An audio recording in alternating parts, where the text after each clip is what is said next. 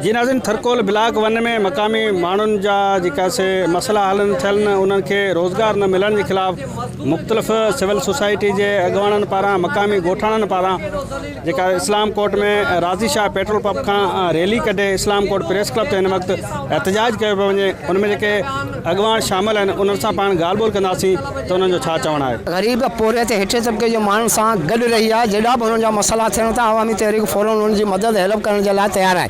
इन करे हितां जे माण्हुनि सां जेके ज़्यादतियूं थियूं आहिनि कंपनियुनि कयूं आहिनि। कंपनियुनि सां गॾु हितां जा वॾेरा माण्हू जेके मक़ामी आहिनि उहे हुननि सां बिट बणियल आहिनि। इन करे मिसकिन ग़रीब माण्हुनि जे हक़नि ते धाड़ा हया वञनि था।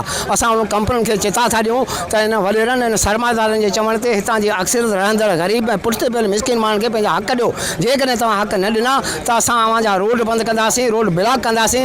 अवामी तहरीक हर इशू ते हिन ग़रीब ऐं मिसकिन माण्हुनि सां गॾु आहे ऐं गॾु रहंदी। जेॾी बि जदोजहद थी जॾहिं बि सॾु कयो त असीं हिननि सां गॾु रहंदासीं। थरकोल जो जेको एम्प्लॉय आहे असांजो उहो डेली वेज ते आहे, मज़दूरी वारो आहे, डेली दिहाड़ी वारो आहे।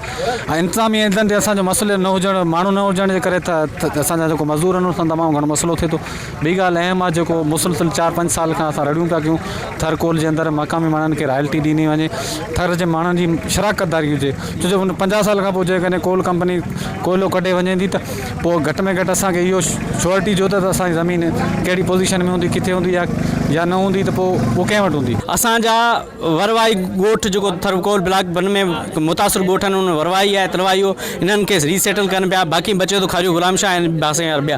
ख़ारियो गुलाम शाह अॼु ताईं मज़दूर जेको आहे उन्हनि खे लॻायो कोन पियो वञे। असांजा टेक्निकल माण्हू, डिग्री याफ़्ता माण्हू, यूनिवर्सिटियूं पढ़ी वेठा आहिनि, पढ़ियल लिखियल नौजवान आहिनि, उन्हनि खे लॻायो कोन पियो वञे। न हिननि जो कोई हिते नुमाइंदो आहे जेको असांखे असीं हुननि खे ॻाल्हि पहुचायूं त असांजे हीउ ज़ुल्म छो आहे। जेको आहे थरकोल ब्लॉक 1 जे हवाले सां मुसलसल 3 ॾींहंनि खां जारी आहे।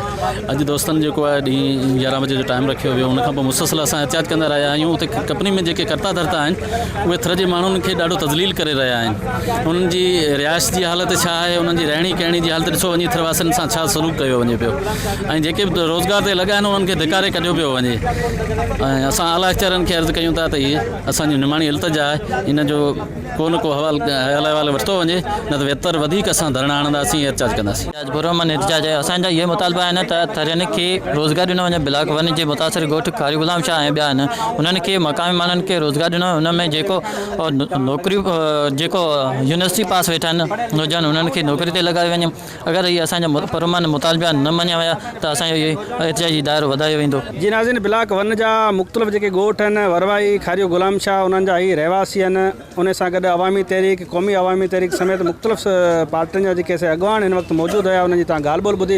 हिकु ई मुतालबो कनि पिया त ब्लॉक 1 ते जॾहिं खां कमु शुरू थियो आहे उन वक़्त खां हितां जे मक़ामी माण्हुनि खे रोज़गार कोन पियो ॾिनो वञे ऐं रीसेटलमेंट जी जेका पॉलिसी आहे उहा वाज़ह कोन्हे कई वई। उन सां गॾोगॾु के बि अहिड़ा ऑफिसर मुक़ररु न आहिनि कया हुआ जंहिंजी जेका हितां जा जेके रहवासी आहिनि जंहिंसां ज़्यादतियूं थियनि पियूं उन्हनि खे जेका से उहो शिकायत पहुचाए सघनि। हीअ सिंध हुकूमत खां मुतालबो कनि पिया, नोटिस वरितो वञे ऐं हितां जा जेका मक़ामी रहवासी आहिनि उन्हनि जे हक़नि ते जेके लॻंदड़ धाड़ा आहिनि उहे बंदि कया वञनि। ॿी सूरत में एहतिजाज जो जेको दाइरो आहे उहो वधायो वेंदो। क़ाज़ी बजीर, अवामी आवाज़ TV न्यूज़, इस्लाम कोट। विज़िट कयो अवामी आवाज़ मीडिया ग्रुप जी वेबसाइट awamiawaz.pk।